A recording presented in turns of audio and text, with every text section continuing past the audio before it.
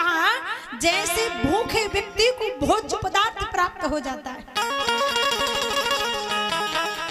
पिपासे व्यक्ति को जल प्राप्त हो जाता है, एक निर्धन को धन प्राप्त हो जाता है। अब भगवान को सारी स्त्रियां ऐसे देख रही, महिलाएं सखियां ऐसे देख रही, मन में कह रही कि जिनके सपने हमें रोज आते रहे, ये बताओ कहीं तुम वही तो नहीं।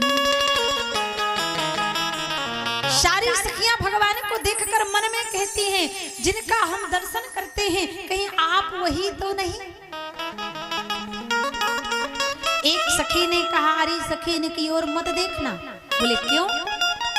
बोले अगर हमने इनको देखा तो हमें इनसे प्रेम हो गया तो हमारा जीवन बर्बाद हो जाएगा। क्यों?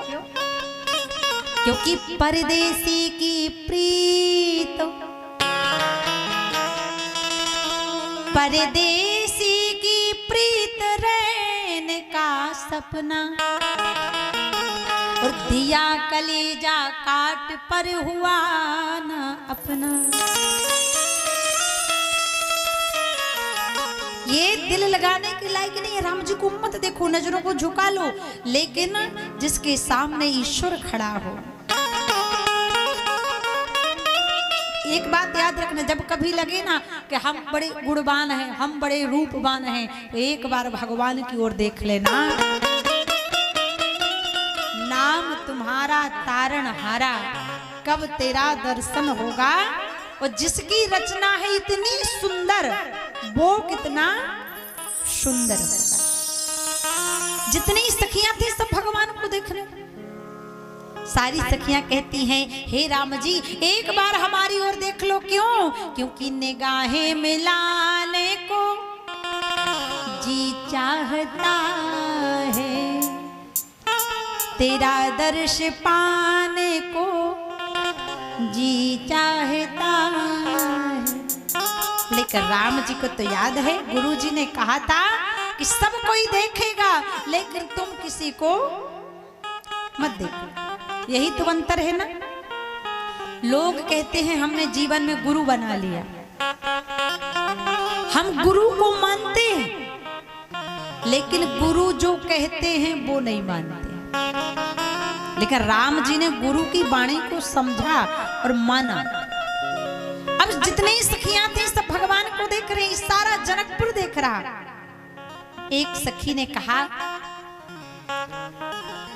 कि हम तो भगवान को देख रहे हैं, लेकिन भगवान हमारी ओर नहीं देख रहे।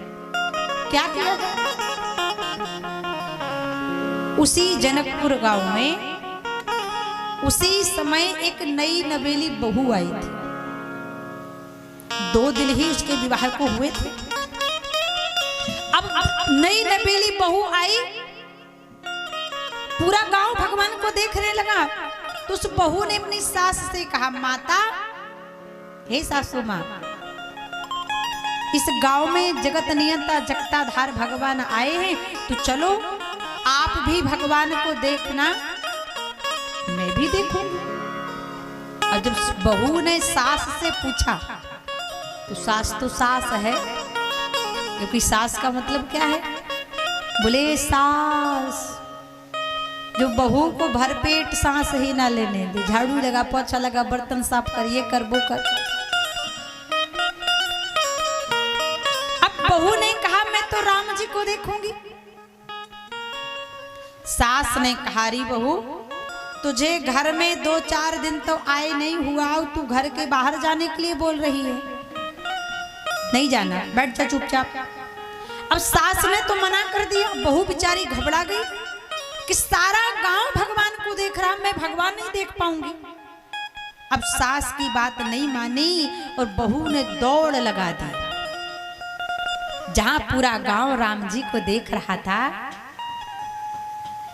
वहीं पर आज बहू गई और बहू भी भगवान को देखने लगी, कहने लगी, ओ मोटे मोटे नैनन के तू, ओ मीठे मीठे बैनन के तू,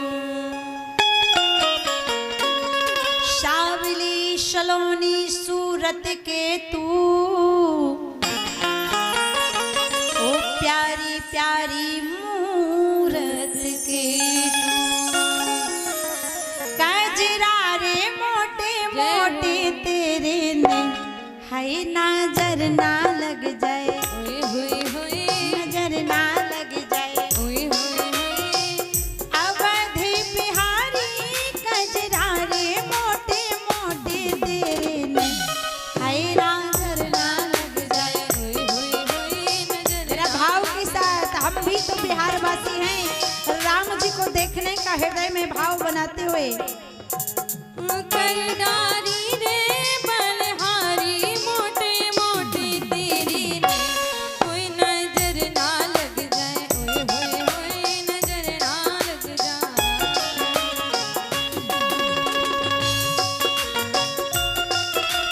जय हो।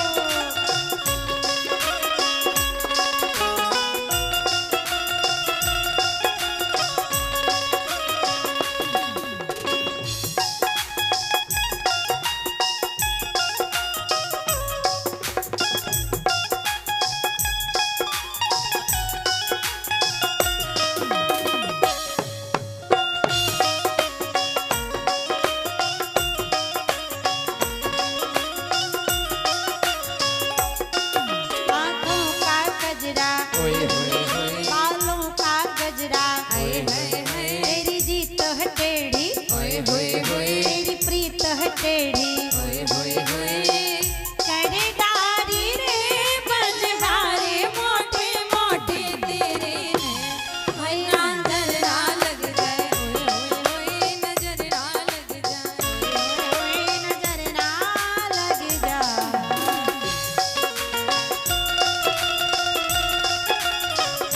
भाव के साथ प्रेम से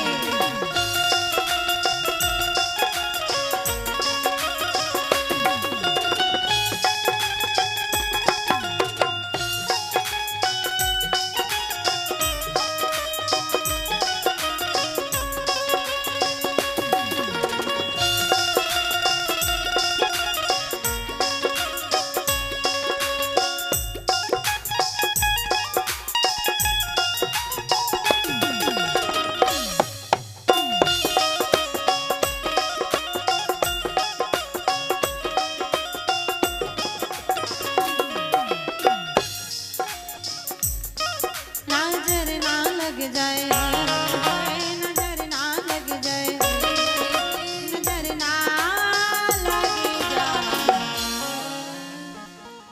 सारा गांव भगवान को देख रहा।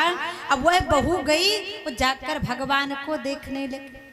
और जब बहू टकटकी लगाकर देखने लगी ना, अब सास ने देखा कि मैंने अपनी बहू को मना किया था लेकिन ये मानी नहीं, चली गई। अब जाकर देखूं कि कहीं मेरी बहू को कोई गलत दृष्टि से तो नहीं देख रहा।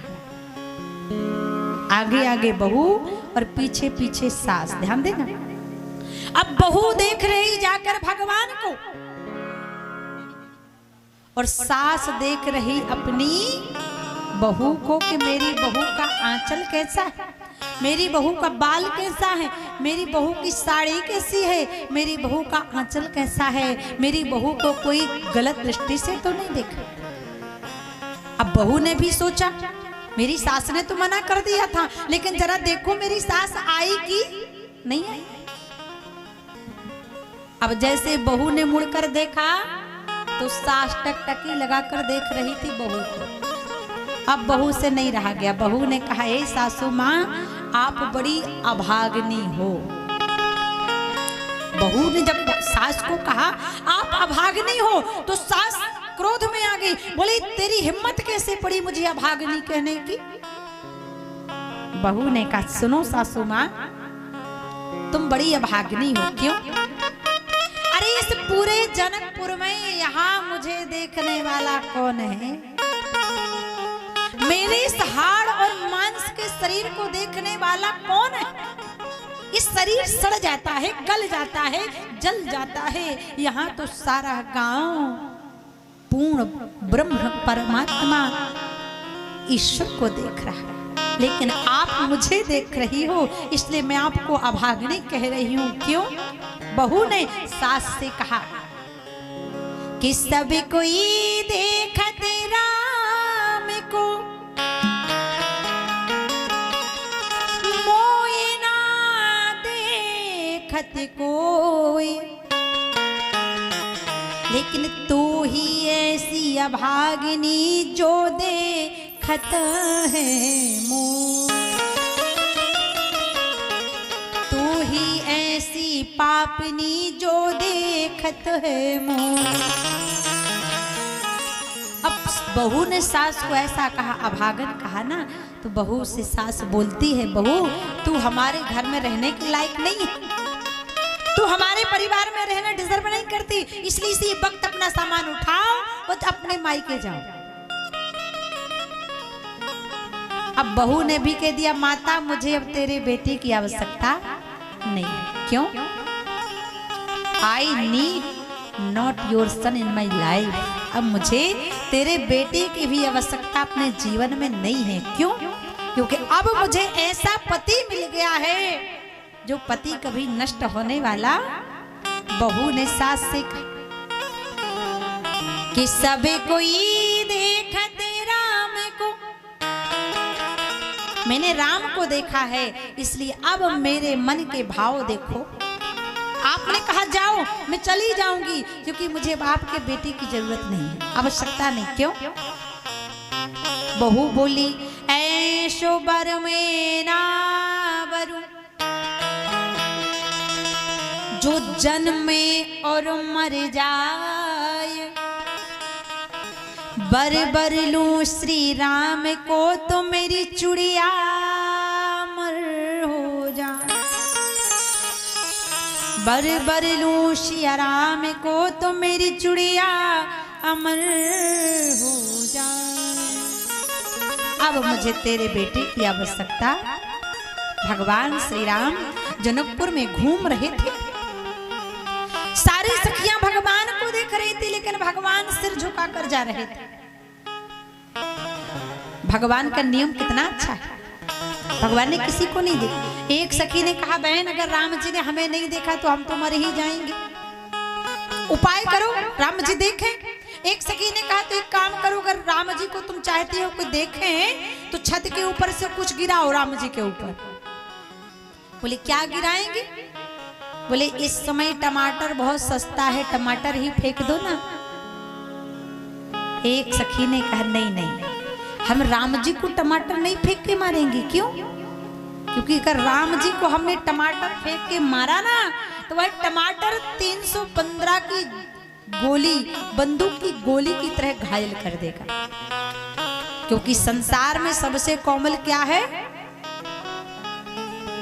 माताओं, संसार में सबसे कोमल क्या है? पीछे की माताएं बोल रही हैं रसगुल्ला। नहीं, संसार में सबसे कोमल है कमल। कमल से कोमल कमला का कर कमल, कमला के कर कमल से कोमल कमला का पद कमल, और कमला के पद कमल से कोमल श्री हरि नारायण विष्णु का चरण कमल। बोले राम जी इतने कोमल है।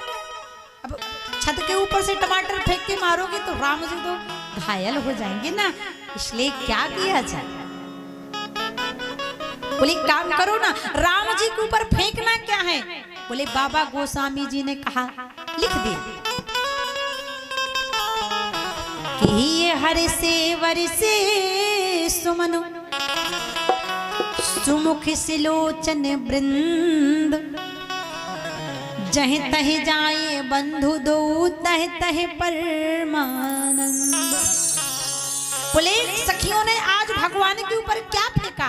बोले ही हर से पर से सुमन, सुमन का मतलब सुधन मन। जिन सखियों के मन सुंदर थे वो गए और राम जी के चरणों में गिर पड़े। बोले आप मुझे पति के रूप में चाहिए।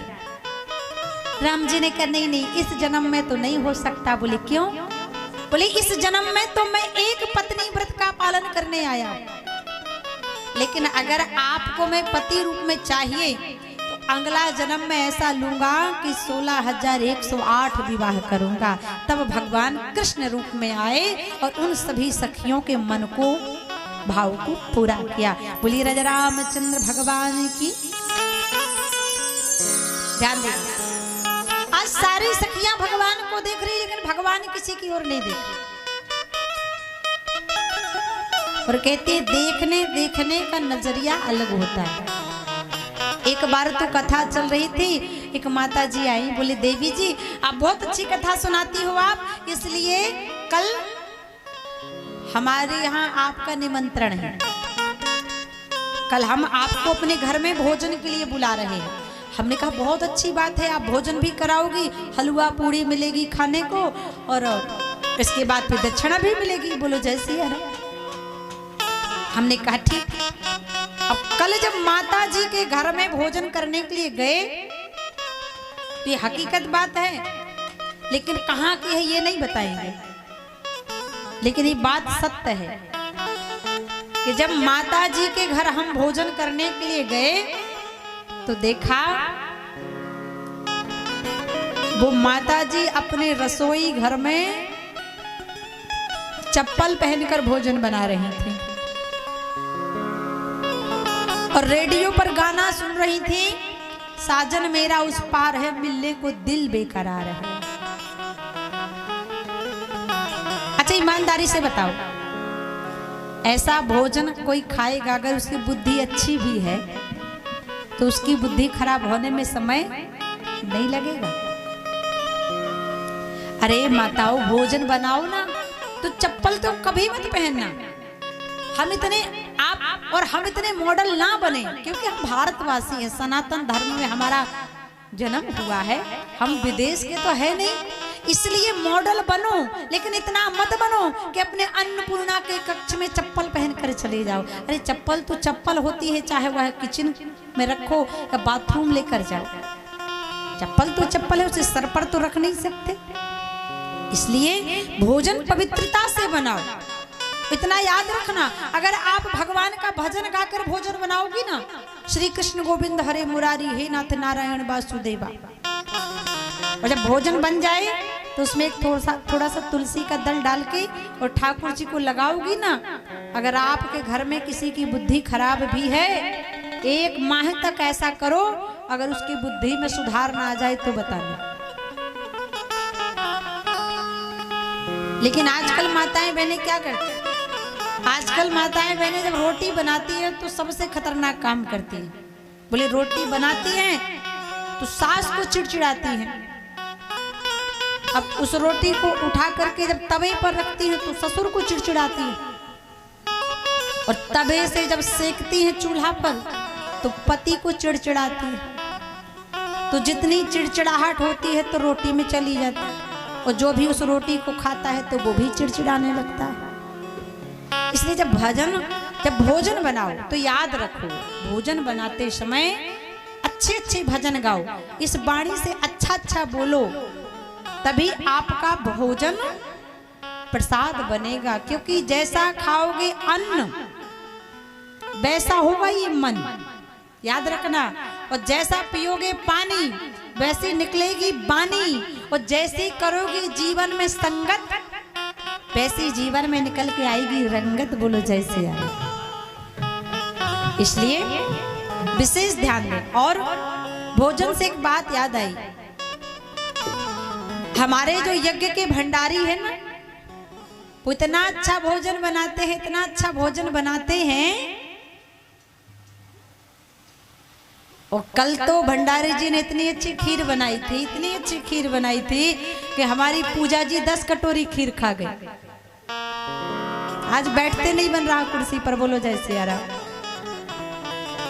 तो हमारे भंडारी जी बहुत अच्छा भोजन बनाते और कहते हैं कि सबसे बड़ी सेवा है भोजन कराने की। एक बार भंडारी जी के लिए दोनों हाथ उठा के तालियों की सेवा जरूर करें। आज भगवान श्री राम जनकपुर में घूम रहे, एक सखी ने कहा ऐसे तो राम जी हमारी ओर नहीं देख रहे हैं, तो एक काम करो ना, राम जी का विवाह ही जनकपुर में करा दो। बोले राम जी का विवाह किससे कराएंगे? बोले सीता जी से।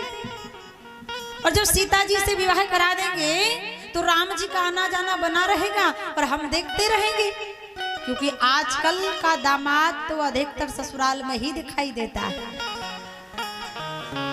एक सखी ने कहा गलत बात, राम जी का विवाह हम सीता जी से नहीं कराएंगे। बोले क्यों?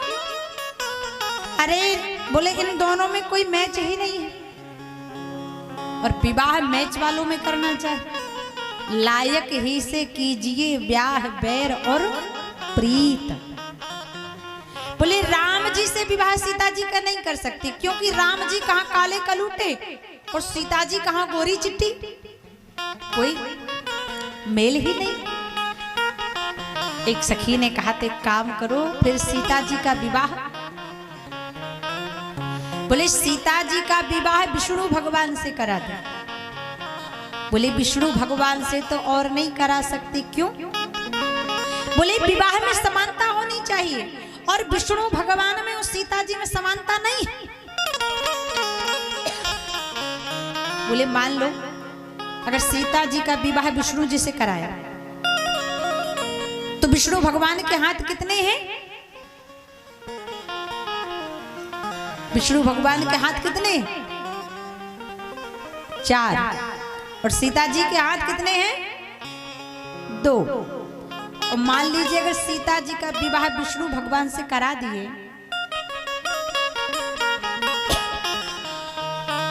और पति पत्नी में कब लड़ाई हो जाए, भरोसा है? पति पत्नी में कब लड़ाई हो जाए, चलते बैठते उठते जागते सोते, कोई भरोसा नहीं। और अगर सीता जी का विवाह विष्णु भगवान से करा दिए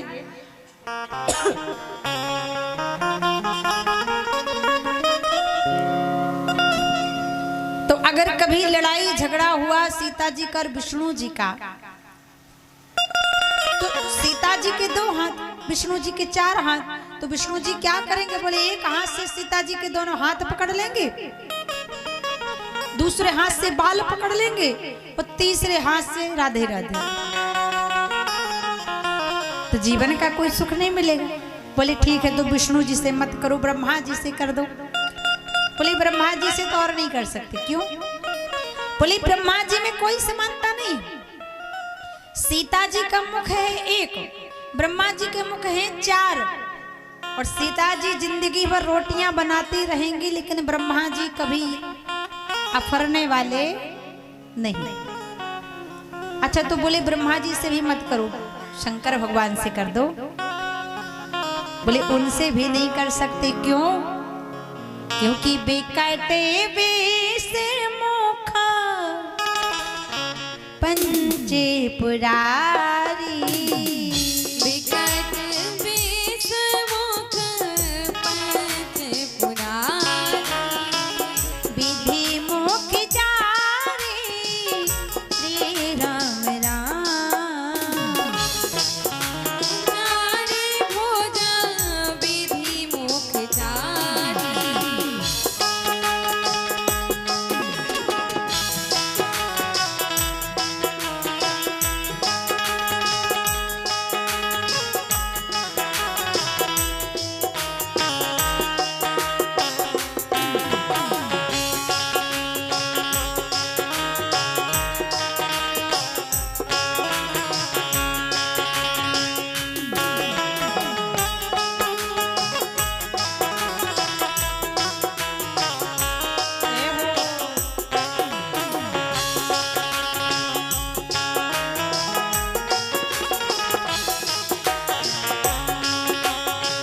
विष्णु जारे भुजो विधि मुख जारी। बोले शंकर भगवान से भी नहीं कर सकते, क्योंकि भगवान शंकर के 5 मुख हैं। सबने कहा सीता जी का विवाह किससे होना चाहिए? बोलिए जनक नंदनी किशोरी मैया की। सबने कहा सीता जी का विवाह राम जी से हो सकता और किसी से नहीं हो सकता। अब देखो विवाह की चर्चा की, फिर भी भगवान श्री राम ने किसी की ओर देखा, भगवान सिर झुकाकर, राम जी के जैसा चरित्र अगर मेरे भाइयों का हो जाए तो समाज कभी दूषित होने वाला नहीं। निर्भया कांड जैसी घटनाएं घटने वाली नहीं। बोले राम जी का चरित्र क्या? बोले मोही अतिशय प्रतीत मन केरी, और जही सपने ऊपर नारी नहेरी। बोले राम जी का चरित्र है अपनी पत्नी को छोड़कर पराई की पत्नी को माता, बहन और पुत्री के रूप में देखने का। अगर ये नियम मेरे भाइयों का हो जाए तो समाज कभी दूषित नहीं हो सकता। लेकिन केवल भाइयों के लिए नहीं, रामचरितमानस कहती है राम जी का चरित्र मेरे भाइयों को अपनाना चाहिए, और सीता जी का चरित्र मेरी माताओं को अपनाना चाहिए। सीता जी का चरित्र क्या है? राम कथा सबको याद है, सबको पता है, लेकिन जीने की कला रामायण रामचरितमानस सिखाती। माताओं का कैसा भाव होना चाहिए, मेरी बहनों का कैसा भाव होना चाहिए, मेरी बेटियों का कैसा भाव होना चाहिए। कि मध्यम परपति देखियो कैसे, भ्राता पिता पुत्र निज जैसे। मेरी माताओं का ये स्वभाव होना चाहिए कि अपने पति को छोड़कर पराये के पति को कैसे देखना है। बोले पराये का पति अगर पिता की आयु का है तो हमें पिता की दृष्टि से देखना ही रामचरितमानस कहती है। पराये का पति भाई की आयु का है तो हमें भाई की दृष्टि से उसे देखना है। पराये का पति पुत्र की आयु का है तो हमें इन दृष्टि से पुत्र के रूप में देखना है। और ऐसा चरित्र अगर मेरी माताओं का, बहनों का, बेटियों का होगा तो भारत की अखंडता कभी नष्ट होने वाली नहीं। यही मानस सिखा रही है। राम जी ने किसी की ओर नहीं देखा, सब भगवान को देखना चाहते हैं, नैनों से नैना मिलाना चाहते हैं। एक सखी ने बहुत देख लिया, राम जी ने हमारी ओर नहीं देखा, क्या किया जाए? बोले काम करो ना, राम जी के थोड़ी सी प्रशंसा कर दो। बोले प्रशंसा कैसी? राम जी बड़े बलवान, राम जी बड़े धैर्यवान, राम जी बड़े ऐश्वर्यवान। कैसे? बोले राम जी ने बड़े बड़े राक्षसों को मारा, मुनि जन सिख मख के रखवारे, इन रण असुर निशाचर मारे। फिर भी राम जी ने नहीं देखा। एक सखी ने कहा चलो थोड़ा सा परिचय निकालो राम जी का। बोली परिचय कैसा? बोले थोड़ा इनका परिचय देते हैं तो इन्हें लगेगा कोई हमारा अपना है जनकपुर में, तो देखेंगे। एक सखी ने कहा तुम राम को जानती हो? दूसरी सखी कहने लगी तुम राम की बात करती हो, मैं तो राम के बाप को भी जानती हूं। सखियों ने कहा राम जी के पिता? बोले आज सारी सखियां सुना कर कहती हैं कि ये दो नृप 10 रथ के डोठा, बाल मरालन के कल जोटा। ये दोनों पर 10 रथ के डोटा, बाल मरालन के कल जोटा।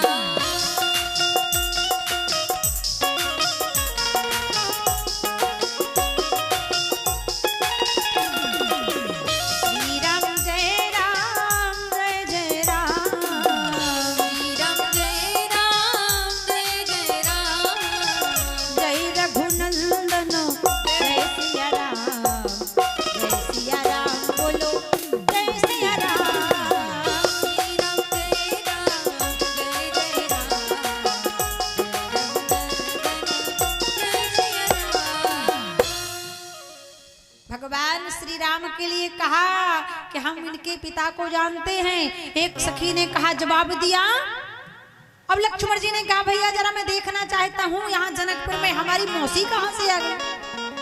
राम जी ने कहा नहीं नहीं यहाँ हमारी कोई मौसी नहीं है, तुम तो सिर झुका के चलो। अब राम जी ने नीचे कर दिया, ऐसे लक्ष्मण जी ने कर। अब सखियों ने कहा जितना भी हो सकता था हमने किया, लेकिन राम जी ने हमारी ओर देखा और कहते हैं जब घी सीधी उंगली से ना निकले तो उंगली को कैसा कर लेना चाहिए? टेढ़ा। बोले अभी तो अच्छा अच्छा बोला, नहीं देखा, चलो एक काम करते, अब थोड़ी सी बुराई कर देते हैं ना इनकी। एक सखी ने कहा कि राम जी तो बुराई करने के लायक ही नहीं है। एक सखी ने कहा ऐसा हो ही नहीं सकता, अगर ये इंसान है तो इनके अंदर बुराई तो होगी, अगर बुराई नहीं होती तो ये तो देवता बन जाते, क्योंकि हमारे अंदर आधी बुराइयां हैं और आधी अच्छाइयां हैं। अगर अच्छाइयां हो जाएंगी तो हम देवताओं की श्रेणी में आएंगे और स्वर्ग में बैठ जाएंगे। बोले इनके अंदर एक बुराई है। बोले कौन सी? बोले आज राम जी अगर हमारी ओर नहीं देख रहे हैं तो इसका बहुत बड़ा कारण है। बोले कौन सा कारण? बोले राम जी समाज में सर उठाने के लायक ही नहीं है। एक सखी ने कहा क्यों? बोली पता है, अब राम लक्ष्मण को सुनाकर कहा जनकपुर की सखियों ने कि राम जी समाज में सर उठाने के लायक नहीं है। क्यों? क्योंकि राम जी का जो जन्म हुआ है ना वो बगैर माता पिता के हुआ है, और राम जी समाज में इसलिए सर उठाने लायक नहीं है। अब सखियों ने कहा राम जी का जन्म कैसे हुआ? अब सारी सखियां सुनाती हैं राम लक्ष्मण को कि राम जी का जन्म कैसे हुआ। बोले राम जी का जन्म कैसे हुआ, इसलिए तो राम जी सर नहीं उठा पा रहे। बोले जहां से राम जी आए हैं वहां की माताएं पुत्रों को जन्म कैसे देती हैं? बोले खीर खाए सो तो पैदा करती अवधिपुरी की नारी। अब दूसरा भाव दिए जनकपुर की सखियाओं ने राम जी को सुनाकर कहा सुनो सखी, राम जी हमारी ओर इसलिए नहीं देख रहे क्योंकि राम जी का जन्म कैसे हुआ? कैसे हुआ? अब सखियों ने राम जी को सुनाकर कहा, क्या कहा? कि ना हीर से होते ना पीर से होते अवधपुरी में लड़के भैया खीर से होते। ना हीर से ना हीर से होते हैं ना पीर से होते अवधपुरी में लड़के भैया खीर से होते।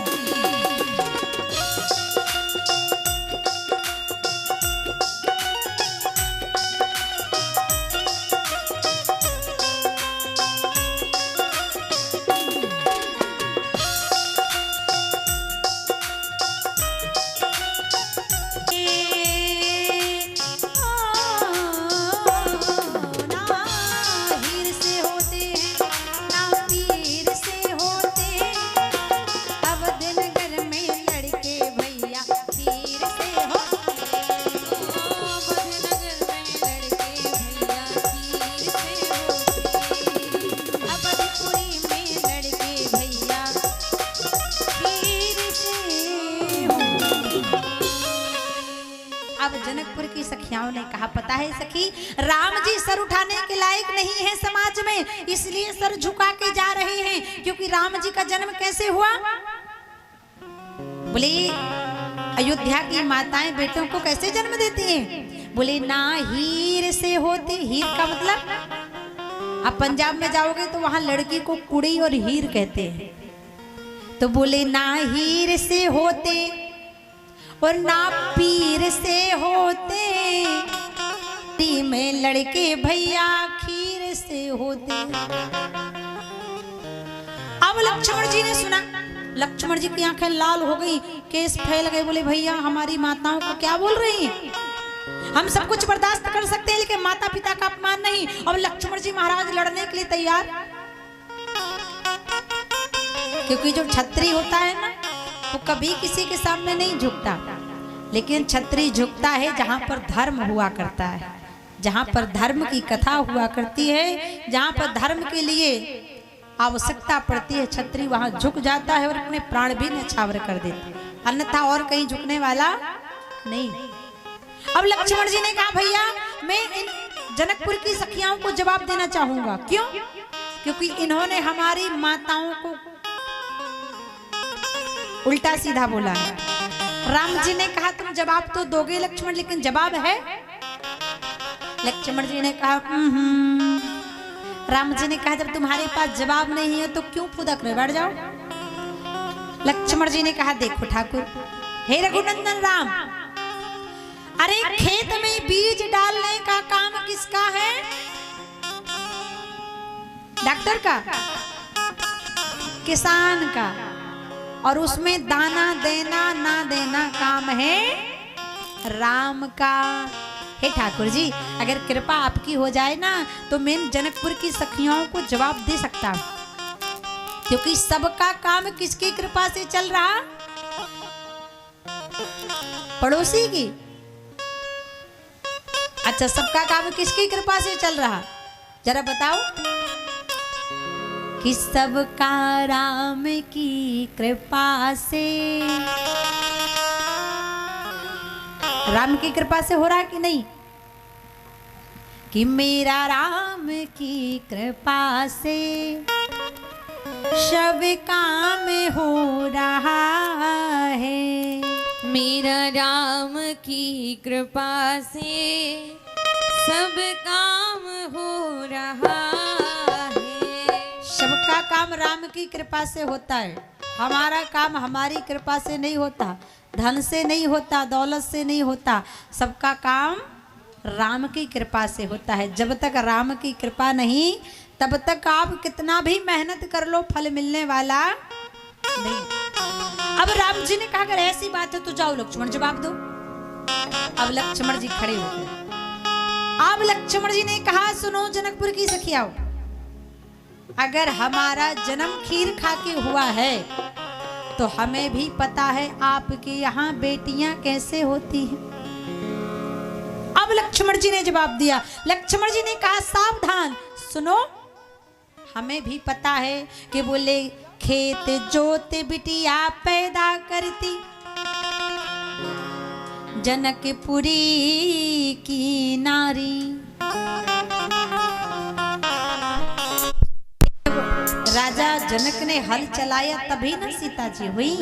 तो दूसरे भाव से कहा, बोले हमें भी पता है आपकी यहाँ बेटियां कैसे होती हैं। बोले ना और से होती न किसी छोर से होती, जनकपुरी में बिटिया धरती फोर के होती।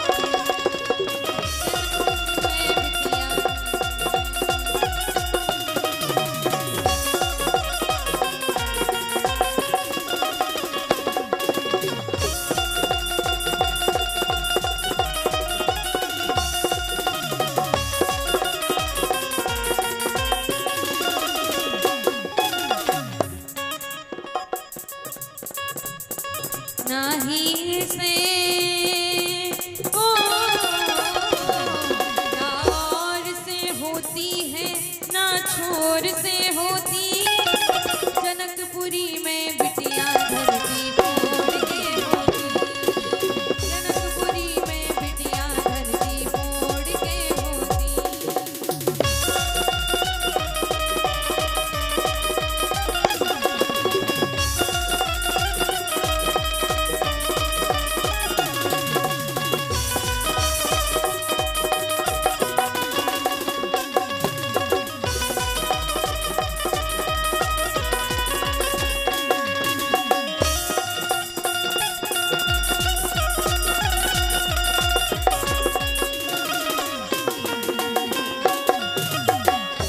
बोलिए जनकपुर धाम की जय हो। भगवान श्री राम जनकपुर में घूमे। सब जनकपुर की सखियाओं ने भगवान का सुंदर वाद विवाद संवाद का आनंद लिया। भगवान जनकपुर घूम कर आए तो विश्वामित्र जी ने राम जी से कहा समय जान गुरु आय सो पाए, लेने प्रसूनो चले दो भाई। अच्छा ध्यान देना, आज विश्वामित्र जी ने कहा हे लक्ष्मण हे राम जाओ और पुष्प वाटिका में जाकर पुष्प दल लेकर आओ, तुलसी दल लेकर आओ, फल लेकर आओ। लेकिन ध्यान दें, ये क्यों लिखा तुलसीदास जी ने कि लेन प्रसून चले दो भाई। अरे पुष्प 1 कुंटल 2 कुंटल तो लाना नहीं था, पुष्प तो थोड़े से लाना था, 1 दोना 2 दोना। लेकिन आज दोनों भाई क्यों लिखे? ये भी तो लिख सकते थे तुलसीदास जी की लेन प्रसून चले रघुराई, लेकिन 2 ही भाई इसलिए लिखा क्योंकि जब तक राम जी के साथ लक्ष्मण जी नहीं जाते तब तक राम जी को सीता जी मिलने वाली क्यों? क्योंकि कहते हैं झंडा कितना भी सुंदर हो लेकिन झंडा के नीचे डंडा ना हो तो क्या झंडा ऊंचा हो जाएगा? नहीं हो सकता। और यहाँ पर कहते हैं मानस में राम जी को उपाधि दी गई है झंडा की, तो राम जी है झंडा और लक्ष्मण जी है डंडा, भरत जी है पंडा और शत्रुघ्न जी है हंडा। राम जी झंडा है कि नहीं?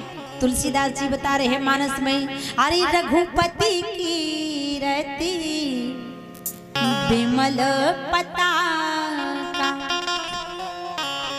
दंड समान परम जस जाका,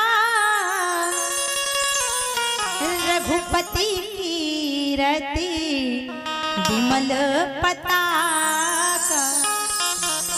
राम जी पताका, पताका का मतलब है झंडा, और बोले इसलिए राम जी को आज लक्ष्मण जी को ले जाना पड़ा। क्यों? बोले डंडा बिनु झंडा न सुहाई, इसलिए लेन प्रसून चले दोनों भाई।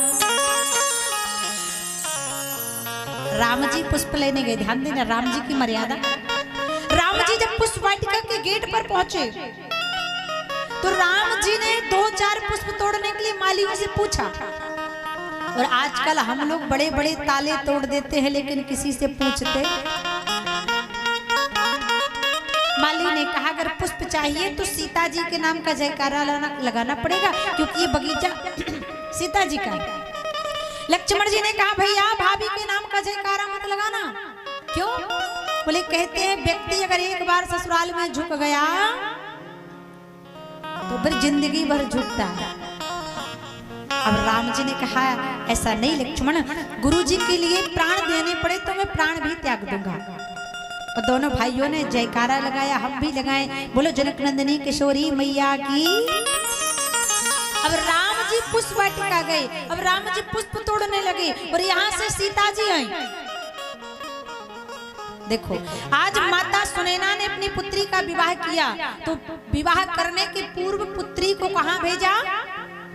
बोले गिरिजा पूजन जननी पठाई, मंदिर भेजा। लेकिन आजकल की माताएं मंदिर नहीं भेजती, कहाँ भेजती हैं? 10-15 हजार रुपए पॉकेट में दे देती हैं और कहती हैं त्रेता की माता ने कहाँ भेजा? बोले गिरिजा पूजन जननी पठाई। लेकिन आजकल की माता ब्यूटी पार्लर पठाई। देखो मैं मना नहीं करती कि ब्यूटी पार्लर मत जाओ, लेकिन पहले माता की पूजा करने भेजा करो बेटियों को, इसके बाद जो सांसारिक काम है वो करते रहो, लेकिन देवी देवताओं को पहले हमें स्थान देना है। आज सुनैना जी ने गौरी पूजन के लिए भेजा, यहाँ से सीता जी आई, यहाँ से राम जी, और दोनों भक्ति और ज्ञान का मिलन हो गया। बाबा गोस्वामी जी ने मानस में लिखा, यहाँ से सीता जी आई, यहाँ से राम जी आए, और दोनों ने जब आपस में देखा